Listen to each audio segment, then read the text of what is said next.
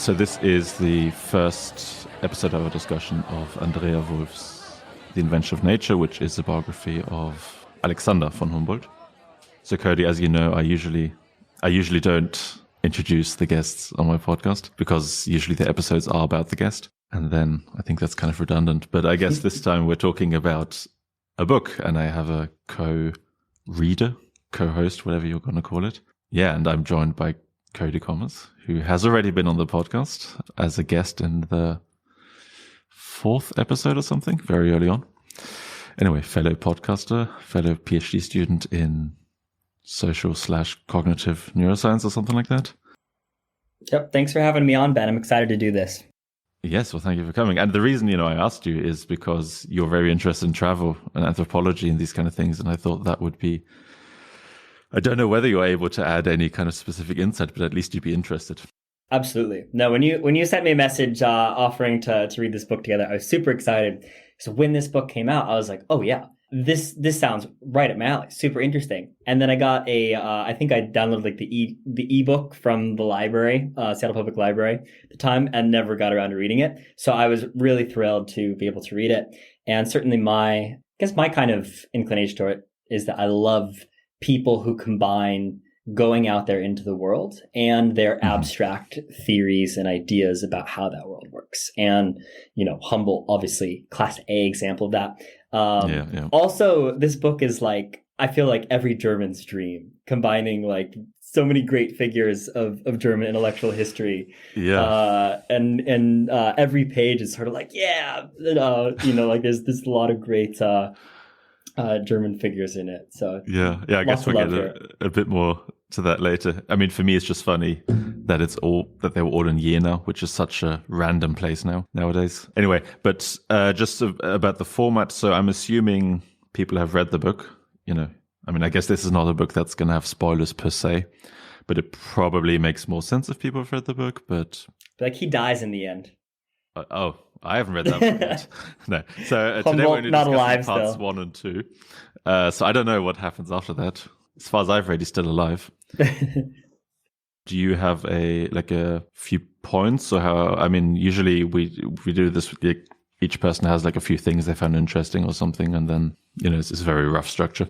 Yeah, I definitely got some notes here and some overarching themes that I see emerging in the book, as well as the sort of individual plot points that happen. So maybe we could just start off by saying, let's see. I think people probably have heard the name Humboldt. They may not remember, there might be one that's like, what exactly that guy do again? And when exactly definitely. Was that?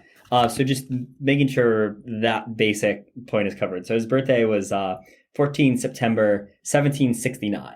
And a lot of the stuff that we're going to be talking about in this episode happened right around that turn of the century, around 1800 is when he was doing his big travels through South America, which is what we're going to be talking about in his big travels for this section, and known as a figure of romanticism, which we'll talk about. And then, basically this guy who took a lot of these amazing Enlightenment ideas, had cool intellectual friends back home, and took these ideas out on the road and connected them with nature and all this stuff.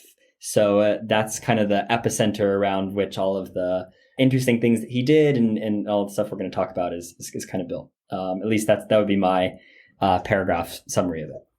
Okay, good. I'm going to read 2-3 sentences per chapter. For the novels, at least, I found it very useful because I don't know about your memory, but mine is very porous. So I usually forget most of this stuff. Anyway, so I'll just read a brief summary chapter by chapter. So, prologue. Humboldt substantially influenced our views of nature and once was one of the most famous people on the planet. Now he is largely forgotten, but this book kind of tries to bring him back. Chapter 1, Humboldt grew up very privileged in Berlin. Throughout his studies, he's ambitious, restless, and very lonely. Despite his privilege, he doesn't mind spending hours in mines, helping improve the working condition of miners, and performing experiments about electricity and the nervous system on himself. Chapter 2, Humboldt frequently visits Goethe, with whom he discusses art and science, Kant, and does all sorts of scientific experiments. Chapter 3, shortly after his mother's death, Humboldt decides to explore the world. After unsuccessfully trying to get to various places, he convinces the King of Spain to allow him to visit the Spanish colonies in South America. In 1799, Humboldt arrives in New Andalusia in today's Venezuela. Chapter 4, Humboldt explores Venezuela and makes huge amounts of measurements, takes plants and animal samples. He also warns of the negative effects of humans on the environment, especially deforestation. Chapter 5, still in Venezuela, Humboldt et al. Travel through the desert and then about 3 months through the rainforest by boat.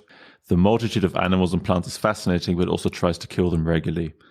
Chapter 6, Humboldt et al. Travel to Cuba and send some of their findings back to Europe. Then, on the off chance that one of Humboldt's heroes might be in Lima a few months later, they return to South America and explore the Andes on the way to Lima.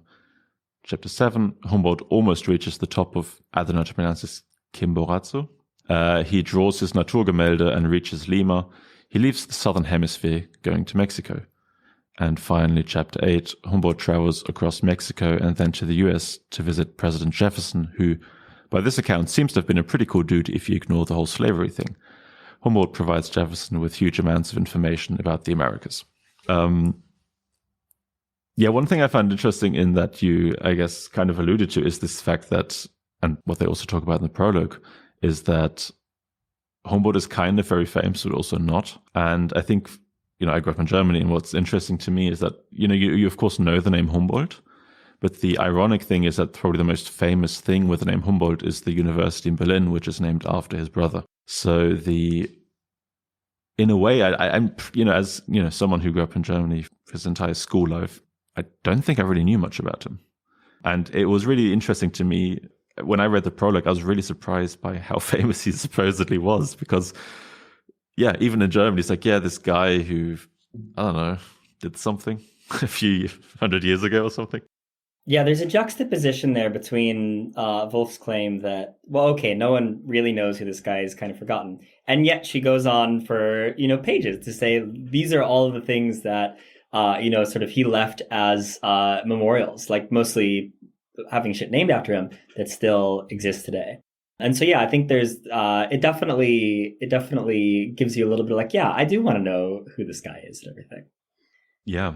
So let's see. I think for me, the number one point up front is that there's a very clear reason why the author, Andrea Wulf, thinks that Humboldt is interesting and worth studying today. And this is her sort of main thesis of the book, is that Humboldt was really the first person to see the whole of nature as interconnected.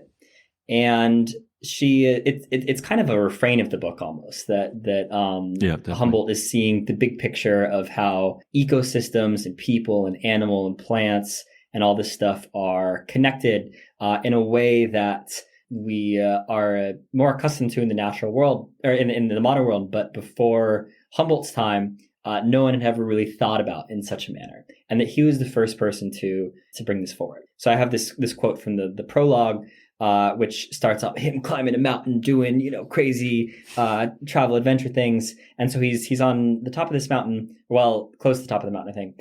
No, at the top of the mountain. This quote: "No one had ever come this high before, and no one had ever breathed such thin air. As he stood at the top of the world, looking down upon the mountain range folded beneath him, Humboldt began to see the world differently. He saw the earth as one great living organism where everything was connected, conceiving a bold new vision of nature that still influences the way we understand the natural world today." And this is clearly why Wulf thinks that Humboldt is this person who we should get into and appreciate the way he saw things and that innovation that he brought to things. Yeah, I agree. I mean, this is, I have a few times she mentioned something like this. But one thing I wonder is, do you think that's true? That he really was the first person? Because I remember especially one of the last kind of big biographies I read was Walter Isaacson's biography of Leonardo da Vinci. And he basically says the same thing about someone who lived a few years before that. I guess, I don't know anything about kind of Eastern religion and these kind of things, but it's, from what I've heard, it also seemed that everything's connected and these kind of things. And I don't know, maybe Humboldt was more scientific about it. Maybe that was his addition there. But I don't know. I was surprised sometimes by some of the claims she made about how, that he was supposedly the first person to do that. But then again, I don't know much history of science and those things. Do you have any insights here? Or? So I'm also skeptical of this, and I've got two things to say on the matter. One is that there's a lot of assertion, of the kind that I read, where it's like, oh yeah, Humboldt came up with this new vision of nature that feels unsupported, both in the passages that she quotes Humboldt by, which Humboldt, if you notice in this book, speaks only in half a line at a time. She really only quotes fragments of him, often placed at the end of the paragraph to sort of summarize what she has said and everything. So we don't hear a lot from him directly or get a sense for his voice besides a few choice adjectives that he chose. So that's certainly her reading of the way he thought about things and everything like that. But that is definitely one of the things that I take issue stylistically, in that blend between style and content of the way this book is rendered, that I also don't fully feel that I've been given enough information to really buy into that claim. And I'm excited to see how it unfolds, and I definitely am willing to go with her on that. But I also am very skeptical of that. So that's one thing. Yeah, and just one thing that also occurred to me here is that literally one of the people in the book, Goethe, who's, I don't know, whatever, 20 years older than, or something like a bit older than Humboldt. Yeah, about 20 years. He also has this whole thing about, doing scientific experiments, but actually being a novelist. And I think he worked he studied law first or something, and working at I can't remember exactly about what Goethe's life trajectory exactly was, but he also had all these different influences and tried to kind of put them into one. And, she even mentions Faust as this kind of, about a scientist and all this kind of stuff. So yeah, it seems, I don't know. I mean, as I said, the one thing that I can see is that I haven't really heard of many scientists who did that per se. Whereas it was usually maybe people who came more from the arts side who then also wanted to know a lot about science. But yeah. So here's what I will say about this in a more positive light. The reason why I do think that there is something true about what she's saying, that this is the reason that Humboldt is uniquely fascinating, is that he is, in a way, along with Goethe, but of course Goethe is known as a poet, whereas Humboldt is known as a scientist, is that they were the epicentral figures of romanticism in science. And so the Romantic movement, I'm certainly not an expert in it. I'm not a literary historian and that sort of stuff. But it's something I've been interested in recently because I really don't know anything about it. It's this sort of blank spot in my understanding of intellectual instruments. So, oh yeah, what was that? That does sound intriguing. What were people up to there? And I put down a couple notes on this from external sources. One of them, Wikipedia, one of them, this book that I mentioned to you, Isaiah Berlin's Roots of Romanticism, which is actually super duper fascinating to give the sort of intellectual context of what was happening around this time. And just the really quick cliff notes are that so the Romantic period was roughly 1770 to 1850, depending on how you slice it and which country he's looking at. And Humboldt's big adventures and when he was doing the height of his stuff is of course right smack dab in the middle of that. And the basic idea of what Romanticism meant, especially from the point of view of science, was that the Enlightenment was all about what was common to all humanity, to all planetary bodies, to the physical universe as a whole. So it was all about these unifying theories. In the Romantic age, one of the sort of the defining characteristics of it was that people started to take a different relation to nature, to a person's intimate connection with it, and then also to the nature of singular genius and that sort of stuff. And so one of the things that Wulf writes is that, quote, Humboldt, wanted to excite a love of nature, Humboldt's quote, love of nature. And at a time when other scientists were searching for universal laws, Humboldt wrote that nature had to be experienced through feelings. I believe it's from the prologue. So that's kind of representative of that. And then also, if you look at the Romanticism in Science Wikipedia page, the only figures, the only individuals who get their own sections in that are Goethe and Humboldt. So there is something to this claim that what people were doing in this time was essentially like, okay, lots of people have been sitting around Europe for a couple hundred years now and really thinking deeply about what they were seeing around them. And now there is this sort of novel inclination, this novel insight to go out into the world and see what else was happening out there and if the same concepts that they were building back in Europe also worked in these other places, and what they could bring back, and all the measurements we hear about Humboldt taking, and all the notes that he takes, and plant specimens and that sort of stuff. It really is this shift about thinking about the world in this on the ground, holistic, very tangible, concrete, and also emotional way. Yeah, I found the emotional part also interesting. I wrote down a similar quote that I guess I don't have to read now. That where he says something like you have to feel it. It's not just enough to observe it or whatever. It's interesting. Like when you were talking about the romanticism in science just there. The funny thing is, like my entire historical knowledge is based on music, because I did lots of classical music. So it's interesting, like how I was going to try, like how does this relate to anything about the Romantic period in music, like this unifying or whatever. Like I'm not sure there was much there, and I'm still slightly confused as to how the two really relate. They didn't relate in terms of time that much, because 1770 was still fairly early Mozart and birth of Beethoven, more or less. So like that's, the classical period in music. I'm so entirely sure. Do you know whether romanticism in the different arts and sciences, whether they're actually related, or it's just, So basically, I think, so no, I wouldn't be comfortable saying, well, this is exactly how all of it relates. But my basic understanding of it is that there were sort of these overlapping sections of like, okay, well, you've got poetry, you've got literary novels, you've got science, you've got music, you've got whatever else is happening. And depending on the country that you're in and the domain of, creativity that you're studying, this is, sort of when it was, and that there's things that tie them together. But certainly the very first thing that Berlin says in this book about romanticism is that no one can say exactly what it is or when exactly it took place, because there is a lot of heterogeny in it. And I have no doubt that you've touched on one of the veins of heterogeneous creativity that took place in that time. Yeah, especially music. You have Richard Strauss writing romantic music in the 1940s or whatever. So that's, yeah. I also think part of, I think both Wulf and Berlin would say this, is that there was a shift here that while you could bound the Romantic period and say, oh, here's what they were talking about and interested then, it also is something that's lingered with us in an important way, that all of us today have a piece of that romanticism with it, or at least familiar with it and are in touch with it to various extents. Yeah, that there was a shift here, like a new cognitive innovation, so to speak, that is one of the things that we've carried with us into the modern world. So which one is that, the innovation?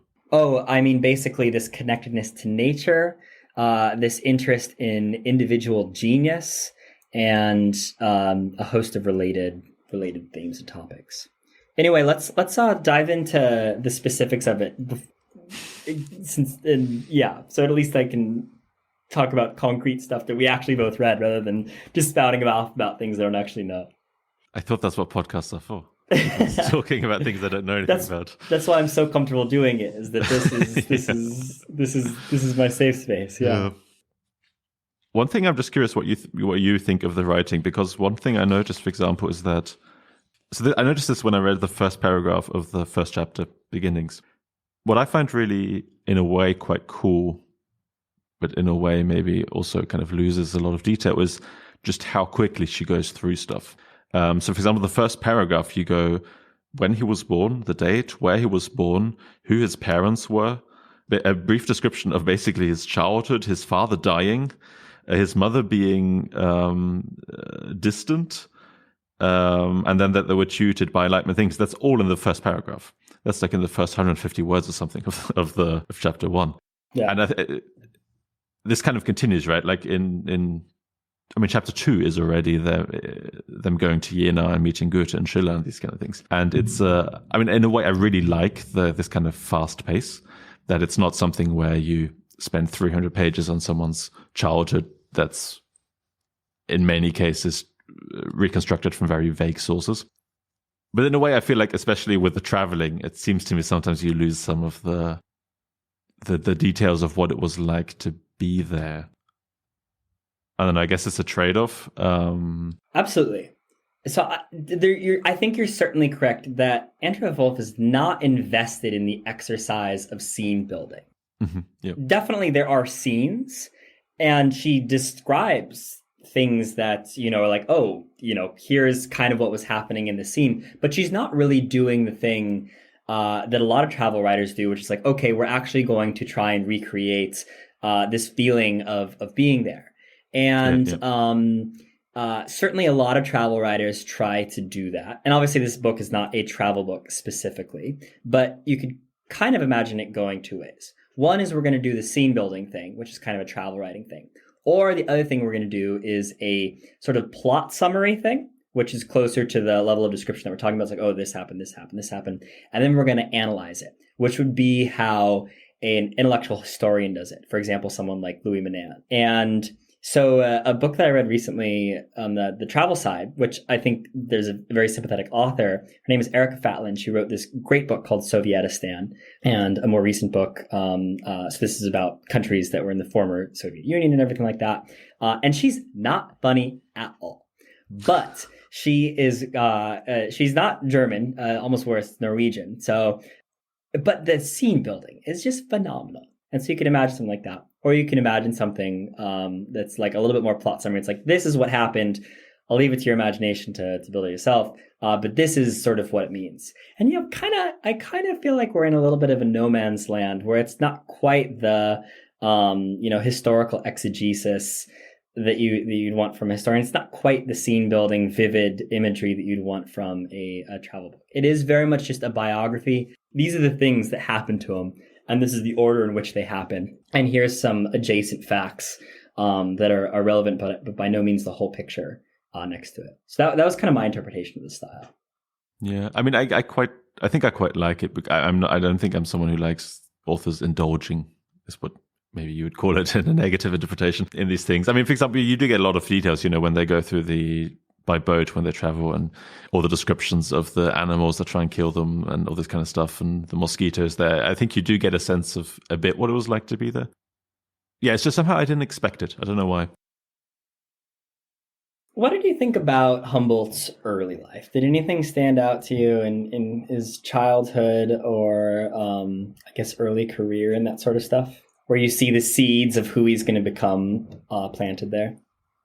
I mean, I feel like there was quite a lot of description of him just being, I think what I wrote down in the summary was restless and very lonely.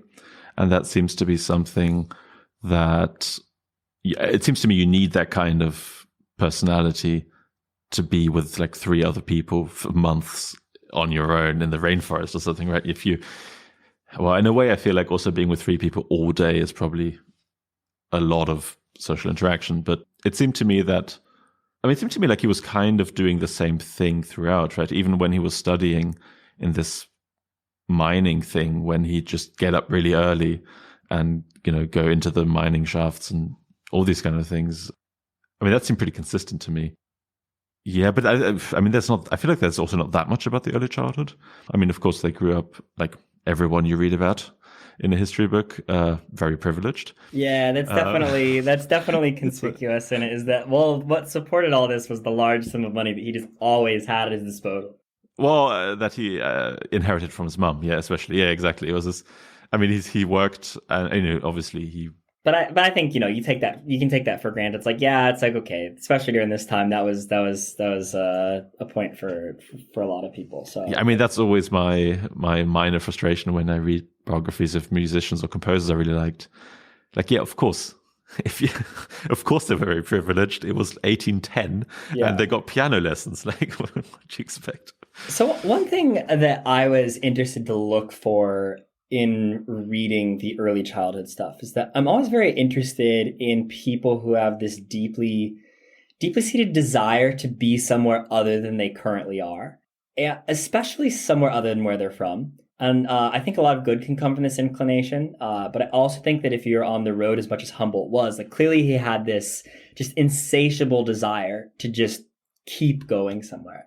And I think, you can see that on the maps that we like when she draws the lines. It's crazy. He covered some serious ground. And at some point you got to ask, like, what was this guy running from?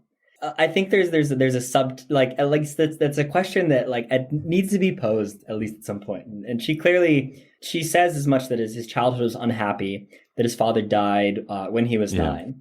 And that his mum wasn't really what you'd call a mum. Very cold, very, very emotionally distant, and that sort of stuff. Yeah. And I don't know that I got a full insight into it, but there's this passage that she wrote that I think really sums up. So you said restlessness and loneliness. In this passage, I think it was, quote, "From his youth, Alexander seemed to have been torn between this vanity and his loneliness, between a craving for praise and his yearning for independence. Insecure, yet believing in his intellectual prowess, he seesawed between his need for approval and his sense of superiority." I think that wherever those things come from, that vanity and that independence, that sort of fierce independence, that kind of juxtaposition of that creates a kind of engine that propels him forward between wanting to connect with significance, to do something great with a capital G, and also to do never quite feeling at home in the places where he actually is from, where he is strictly speaking comfortable. And I find that a very fascinating and in many ways an inclination that I'm sympathetic to. Yeah, I mean, what I find also interesting is that he seems to, what I find so weird, and that's, the first page of chapter 2, is how much him and his brother changed their life or restricted their life while their mother was still alive. That's something I found really weird. And that both of them, were in Berlin and then, I can't remember exactly. I think he had already gone to somewhere near Dresden to do the mining thing, right? But that was because his mum told him to go there. But then as soon as the mum was gone, it seems like the shackles were just gone and they could just both be whoever they wanted to be almost. So it seems to me, I mean, maybe in some sense his voyage is a bit of a reaction to him being allowed to do no one's there to tell him what to do or what not to do. But maybe he is overcompensating a little bit on that front by going to South America for 5 years. Yeah, and I can't remember, I don't have any notes on the exact passage, but I do recall him going, maybe this was even after the Jefferson thing, but he definitely does go back to Germany, I think to Berlin specifically. And it's sort of like, oh man, like when do I get to get out of here? When do I get on the road again? So clearly there's something about, his natural milieu that he finds dissatisfactory, that he's got this clear inclination to transcend it and to go out there and see what else is. So I think that's just a really fascinating character trait for me. What's funny to me though is that is to me almost something that's I didn't have an unhappy child or anything like this at all, but that's to me something that's very natural. It's kind of like, well, I know what that's like.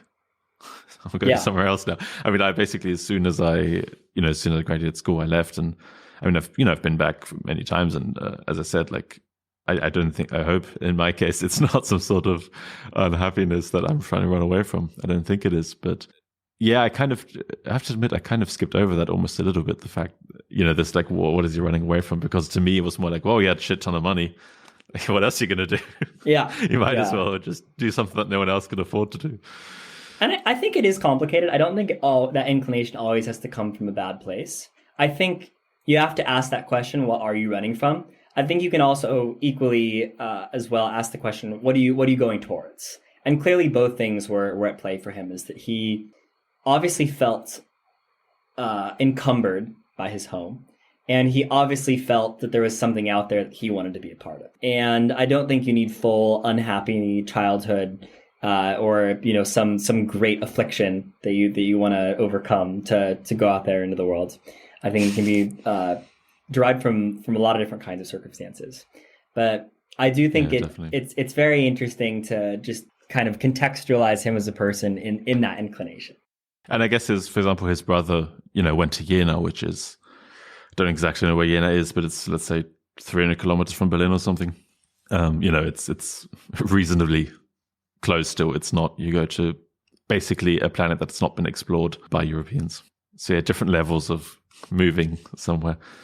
But yeah, it was weird to me, like just how much the loneliness seemed to be a part of it. I mean, in part, it seemed to be, I wonder, like later on, she also discussed that he was probably gay, right? I mean, yeah, it seemed pretty obvious that he was gay, but it doesn't seem like he actually engaged that much in it. And I don't know at the time like how frowned upon that was. Whether this was because his brother had his family and then his children, and he Alexander was then this younger brother, right, who kept writing about him being lonely or something. I wonder whether to some extent that had something to do with it. Yeah. But so Wulf definitely implies that the evidence suggests that he was gay, and lots of people who are close to him felt that perhaps this was the case. So there's a couple quotes she pulls from his friends, which was, quote, lack of true love for women, and, quote, sexual irregularities. And then she also quotes Humboldt himself, I don't know sensual needs. So Humboldt evidently sort of claimed a kind of asexuality in a way, which but I wonder to some extent, like, I don't know if it was socially seen as very bad to be homosexual at the time, then of course he would just say, "Oh, I don't care about this." He wouldn't say. I think it's probably safe to assume that it was highly frowned upon. I don't know specifically about Germany in 1800, but for the most part, sound like it would be.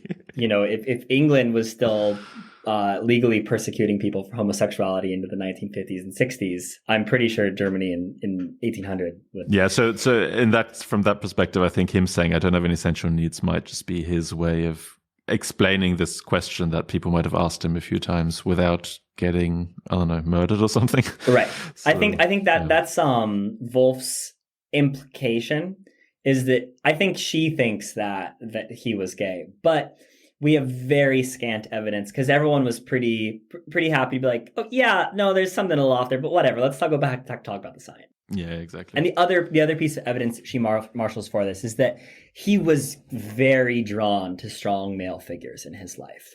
Part of it's probably a father thing because his father died so young. So Goethe, as you mentioned earlier, was about 20 years older than him. And I'm excited to talk about that relationship in a second. But also all the dudes that he traveled with. So that's the other thing. You talked about him being, stuck with three dudes in the wilderness for a period of time. He clearly was infatuated with a couple of the people he was traveled with. And it's entirely plausible that was an intellectual and just sort of a natural heterosexual, kind of thing. But there's also perhaps equally plausible that there was potentially more going on there that, it just would not have been recorded as a part of history. Yeah, exactly. But yeah, I mean, that's, also I don't really care about that, but I did wonder whether this whole loneliness he kept talking about had in part maybe something to do with the fact that maybe the way he naturally felt wasn't something that would have been acceptable. Yeah. And I think that Wulf would agree with you on that. It seems to me that that's how she feels about it. It's like, he might have been gay. Not really that.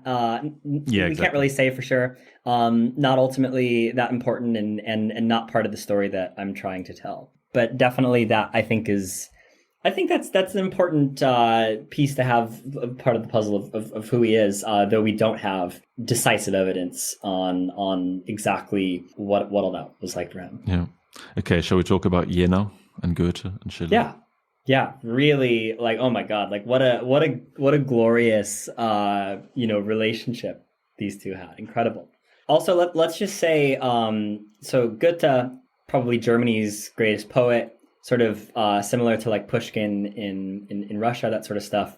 I'm sure many more biographies have been written about him than Humboldt's. Yeah, and actually, I don't want to promise too much, but I basically have a plan with someone to read. There's a Goethe biography by Rüdiger Safranski that we're probably going to read at some point on the podcast. And I'm sure it's going to be absolutely amazing. And then I guess his most famous work he'd probably say is the play Faust. Yeah, which I haven't read. I tried reading it. It was way over my head at the time. It must have been in 2017 that I tried, but like it was not nearly a serious enough attempt to truly get at it. It was more like, oh yeah, everyone talks about this. I want to at least have like looked at the words. Yeah. But yeah, so this is this mega, just like two of the big intellectual figures of this place in this era just like happen to be homies is the upshot of this. Although, to be honest, I think at the time, at least when it was happening, Schiller was more the big guy than Humboldt was just a young guy at the time. Like that's what's so crazy to me, and what I don't know, maybe this is what just happens when you grow up rich. You just know all these people. Yeah. I don't know. I didn't grow up rich. There's this whole thing of, I guess, I mean, to be fair, if you have a place of 4,000 people, of course, everyone knows everyone. I grew up in a place with like 6,000 people, and you feel like you know everyone there. That was half the 2/3 the size. But just this weird thing of like his brother moving to Jena and suddenly being best friends with Schiller and Goethe. It's just such a, I mean, I guess that's how you can meet famous people, just moving to their neighborhood. It's totally bonkers. It's like, so I looked at the passage, and I'm pretty sure what happened was that Humboldt was his brother Humboldt, not Alexander von Humboldt. Yeah. It was brother Humboldt and his wife Caroline were in Jena, 50 miles from Weimar, where Goethe lived. And they just jot off a note to Goethe, be like, hey, you want to stop by? And Goethe, who is in his 40s and is the most prominent literary figure, potentially, at least one of them in that area, I was like, yeah, sure, I'll come by. And that's how they met. And that's totally bonkers. Yeah, I mean, I guess we can get to Jefferson later, but I had the same kind of inclination there when there was this one sentence where it was something like, and then Humboldt traveled to the US and he wrote a letter to Jefferson to ask whether he wanted to meet him. I was like, what? Like, if I go to America, I don't say, yo, Biden, you got a minute? Yeah, be like, send a handwritten letter to Mar-a-Lago or whatever. So like, President Trump, no. Let's see. Yeah. I think the thing that struck me about their relationship is that, from what I could tell in Wulf's description, Goethe was at a point where he felt kind of conversationally that he wasn't connected to people in the way that he wanted to. He found, sort of the people around him lacking to some extent, and particularly in the area of science. So I think Goethe and Humboldt both seem to find most people they interacted with dull, but found in each other great inspiration.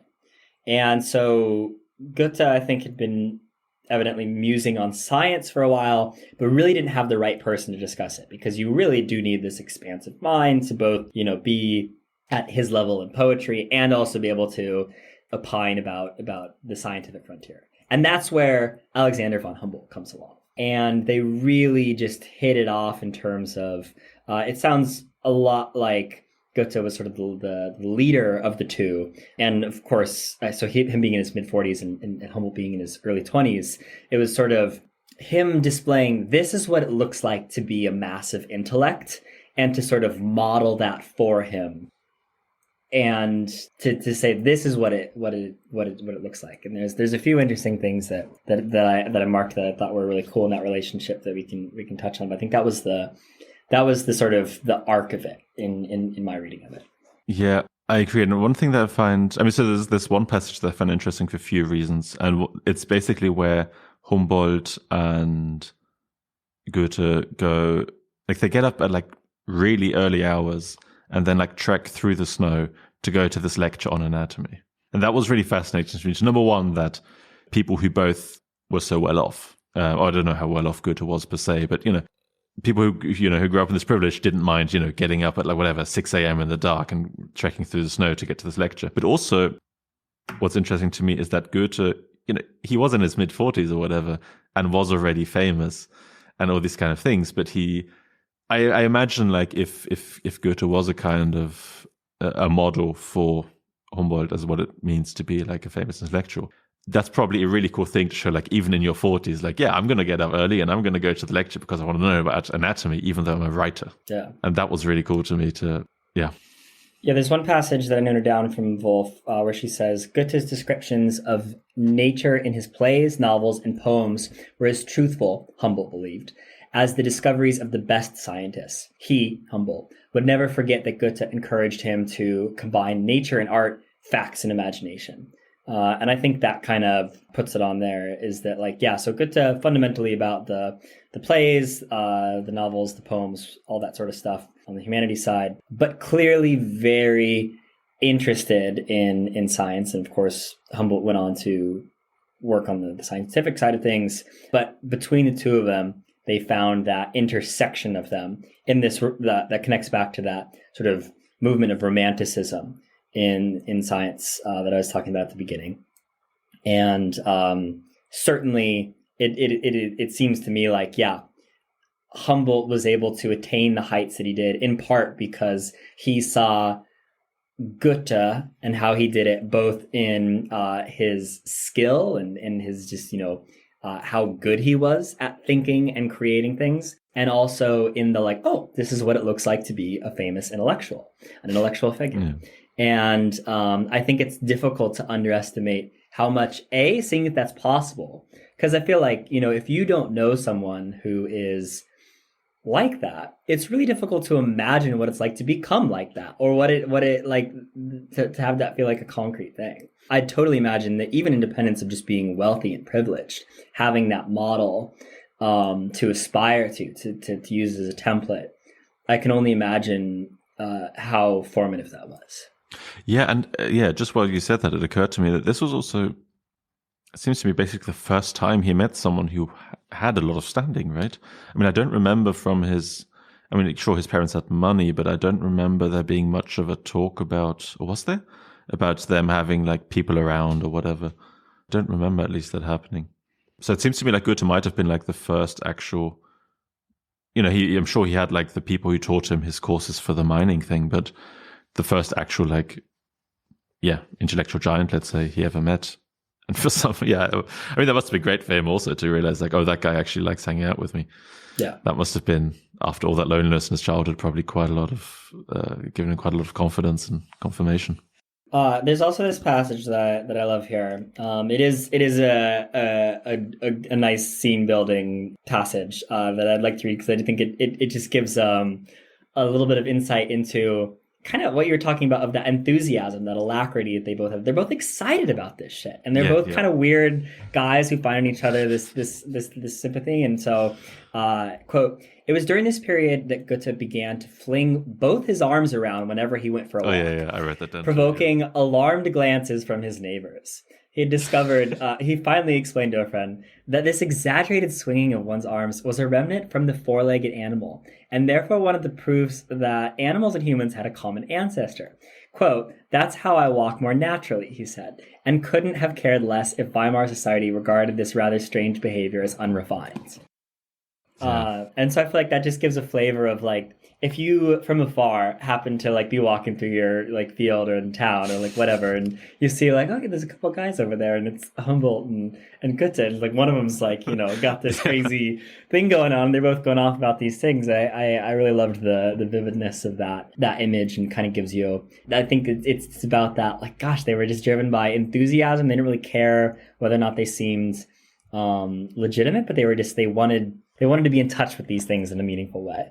Yeah, and I mean, I guess Goethe also then seemed, I think this is a great example of people, how should we say, you take an idea that's just, I don't know, like there's some truth in what he says, but it's just basically completely silly, and then he arranges his life according to that, or at least a small part of it. So that's kind of funny to me, but what's also interesting is just that he seemed convinced that this was a good thing to do, so he just did it even though he looked like a complete moron to everyone who saw him.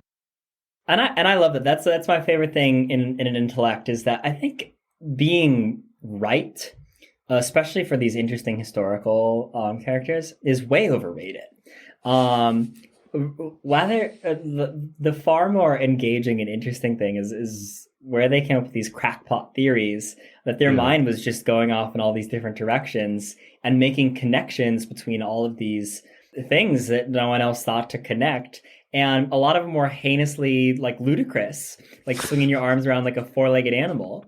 Clearly a like ridiculous notion, but also part and parcel to the ability to create these amazing and profound syntheses. When they actually did hit the nail on the head, they were able to connect things that were profoundly connected in this meaningful way that no one else had hit upon, because they weren't willing to go to these kind of sometimes crazy and ridiculous lengths to try and do that. I found that really fascinating too. Shall we talk about the actual travels? Absolutely. We don't have that much time today left, but yes. No, I think we've covered about 30 pages so far, and so there's 70 pages of travel. But I find it hard to talk about travel in terms of like talking about what people have done, because I think one of the easiest ways to get someone to say something boring is to ask them about a travel experience. Because when you describe like a travel experience in summary, it's like, oh, we went here, we saw this, we ate this. There's really nothing for the listener to grab onto in terms of that. And that's why it's so hard to do good travel writing and all this sort of stuff. Because so it's... Just for the people who don't know, Cody has a second podcast about travel writing. Which may or may not be any good. But it's, no, I mean, it's I find it interesting, but it's I guess you set yourself a challenge there. Yeah, it's sort of, so there's this famous book, Tristes, Tropiques, by the anthropologist Claude Lévi-Strauss, which essentially opens with this, Tristes, Tropiques. Oh, okay. And it's this really super impactful book in anthropology in which he partially develops the idea of structural anthropology and everything like that. And it's this super weird book because it's basically just a piece of travel writing, but since it was written by an anthropologist and one of the most influential ones of the 20th century, it has this, impactful, insightful quality to it. And it's an incredible book. And it opens with this line that's essentially like, I hate when people talk about travel stories and when people come back from traveling with all these things. And yet, this is what I purport to do. Here's 300 pages of it. Yeah. Oh, at the very least. Much. But yeah, so I always kind of think about that quote, is that, I hate when people talk about their travel thing, and yet that's exactly what I'm going to do. Yeah, exactly. So anyway, yeah, I'm curious to hear what some of the things that stood out to you in those, in some of his early travel stuff was. I have to admit, this is not the most important point at all, but this is what stands out to me most. I hate anything that flies around me. Small insects. Oh, yeah. So at first, because you go like, oh, this sounds so cool. I mean, of course, it's difficult, it's rough and all these kind of things. But then I read this passage about mosquitoes, like, yeah, I'm not doing that. I don't care how much I'm going to find out. I'm not going to get bitten by mosquitoes all day. Like, not happening. That definitely is one of those things that it's the disconnect between, like, you say, like, oh, yeah, he took a ship to Venezuela and then he went through the jungle and everything's like, oh, my God, that's so cool. And then you find out that the entire time he was basically just battling. He was just swatting mosquitoes off his face and covered head to toe in bug bites. It's like, yeah, like that. I mean, it wasn't even swatting the way wet. It was they could sometimes not talk because they'd fly in their mouth and nose. Oh, my God. Like it was... like it just sounds, it's this thing where, like, I mean, I guess it's the thing with most things where the idea of it sounds amazing, but the practicalities of it sounds awful. I mean, here also, like, I mean, in a way, this whole book, what we've read so far, should basically never have been told in a book because it should have just died. He should have been eaten by a crocodile or by a snake or been, when he like almost poisoned himself by getting that poison. Yeah. I mean, it's a miracle that he didn't die multiple times along this route. So let's see. The plot summary of this is that he inherits all this money from his mom, and he's still in his early 20s. Late 20s, I think. Yeah, something around there. And he's like, okay, I know that I want to go somewhere. But he totally is, he doesn't know where, and he doesn't really seem to care as long as it's somewhere far away and kind of extravagant and exotic and everything like that. And so I don't remember all of the details of it, but the basic thing that happened was somehow he got the King of Spain to agree to allow him to go to the Spanish colonies in South America, which was pretty much unprecedented for a non-Spanish person to have the king's permission to go undertake such an endeavor. So, and if you look at when he went to meet Jefferson, you know why. Because immediately, as soon as Humboldt met someone outside of the Spanish colonies, he told them everything about the Spanish colonies and about all this intelligence that Jefferson wanted. So you know why the king didn't usually allow this. Yeah. Let's talk about that relationship with Jefferson a little bit. So there's one thing that I wanted to sort of bring up and see what you felt about this. But another thing that Wulf does is that she seems to really paint Humboldt as always on the side of the angels. So for example, that's like one of the points I wrote down. Yeah. Okay, so there's this one thing, this is before the Jefferson thing, but she credits him with quotes, the first insight about human-induced climate change, which seems a little generous because what she really is describing is that, there's human degradation of an ecosystem, which is not the same thing as climate change. And she calls him the quote unwitting. Well, he did, I think, link it to a larger thing. Like, it wasn't just like, hey, look, this river's breaking down or whatever. I think there was a point where he says there's something known that if you get rid of all the trees, it gets hotter and all this kind of thing. So I think, I don't know. Yeah, but anyway. Fair enough. Certainly she does marshal evidence. She does try and convince us this is the case, but so there's like that sort of thing where she calls him the unwitting father of the environmental movement. And then with the whole slavery thing, it's very clear to Humboldt, according to Wulf, that slavery is just this, complete atrocity that we should not stomach in any way. And so, like, the way she tells it, you've got this entirely morally modern person in Humboldt who just happened to be operating in the 1800s. And I guess I'm just skeptical of that. Like, I don't know that I buy that. And I feel like, that's a little bit of like post hoc, like her being like, yeah, this guy was so great. Which maybe it's true and very cool if true. But certainly doesn't, it's hard to believe, Yeah, no, I mean, this is one of the big points I wrote down and I also want to discuss is that I think I wrote, my point is something like, Humboldt seems a bit too good to be true. Is there actually anything negative about him in the entire book? And in the first few parts, I don't know, I haven't thought about this for too much, but I spontaneously can't think of anything negative in it. I mean, there's something that's not good, like when he's lonely or something like that, or it has a such, but that's not of his fault, right? Like, there's nothing here where he really does anything bad. He helps the miners, right? He stands in for the rights of the miners and tries to improve their working conditions. He constantly talks about how the indigenous people are really good and they're not being treated well. And I really also had the thought, like, he really seems like someone who could live now and not change any of his beliefs, at least the way it's written. And that also makes me quite skeptical. With slavery, I think there were a lot of people at the time who didn't like it, right? It wasn't as if everyone was like, yeah, slaves is a really great idea. So I don't know what the proportions of people would be, but I'd imagine maybe he was unusual because he came from money and thought slaves were bad. But I imagine most people who didn't come from money probably didn't think slavery was the best idea. So it's not that unusual. And also with the environment, I guess if he really sees how it's being ruined on a like he's just in the place and sees like just how the place is ruined if you deforest it or something. Like, it all makes sense, right? None of this is something where it's unbelievable, but just the accumulation of things where he was ahead of his time also struck me as slightly unbelievable. Some of them, yes, but all of them? It's exactly how I feel about it. Is that in any one case, it's like, oh, wow, that's great. Good for him. What a great guy. And then, like, after, we got through 100 pages where it was just, kind of point after point like that. I was like, was that really how it was in the actual moment and not just a post hoc looking back? It's like, oh yeah, he was a champion of all these things we just happen to believe now that were much more fringe beliefs back then. I'm waiting for a story of him helping an old lady over the road across the street or something. Yeah. Like, it's, but is there anything negative in here?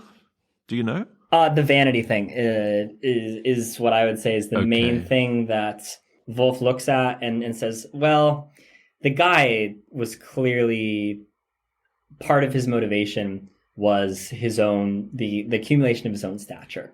But I don't think she thinks that that's not a that huge bad. Part. It's because it's like, okay, well, he did do it. And it's sort of like, he was this great figure. Part of what explains, him becoming a great figure is that he was just so ambitious and everything like that. And so I don't think she holds that against him ultimately. But I would say that is the thing that comes off is the thing that she takes him most to task for. But again, it's in terms of negative attributes, it's not as if he, at least from what I can tell, it's not as if he's using that. As we say, his vanity seems to me more that he wants to be great rather than he wants to be better than others. Right? He doesn't like put other people down because of it or something like all of the, maybe it seems to me almost the negative parts of him are all personal and the great things are all about how he affects other people. Yeah. Which again is like a pretty minor negative thing if he's a bit vain and a bit sad sometimes. It's a little bit like, what's your greatest weakness? Well, sometimes I just care too much, Yeah, exactly. It's a bit like that. It's one of those like non-weaknesses. Anyway, this was most of the stuff that I had. I honestly did not have a ton of notes on the travel, like the travel stuff, and maybe we can talk a little bit more about it directly in the next section, because I imagine there'll be primarily travel or less through Russia or the thing, right? That should come up soon. No, that was 20 years later or something. But yeah, like I definitely thought the Goethe part was that's such a huge part of the book, and obviously upbringing and sort of context of the times. Those are the things that stood out to me in this passage, and maybe in the next passage we'll talk a little more about the specifics of the travel stuff.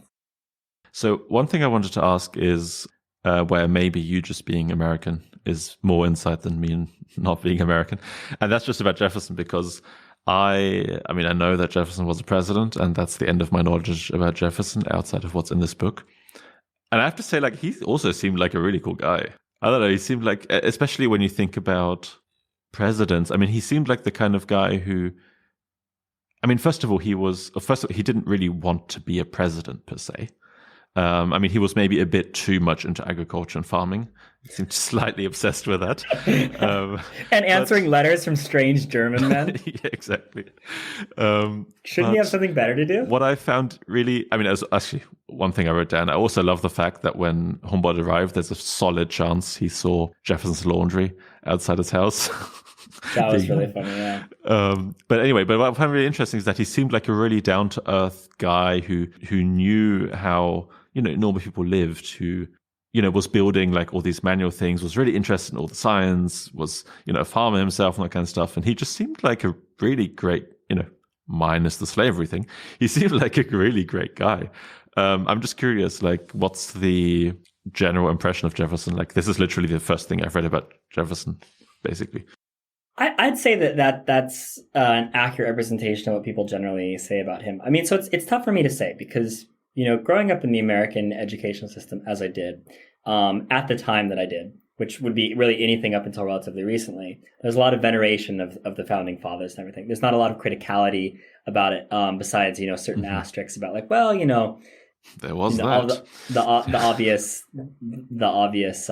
stuff, a lot of that. And so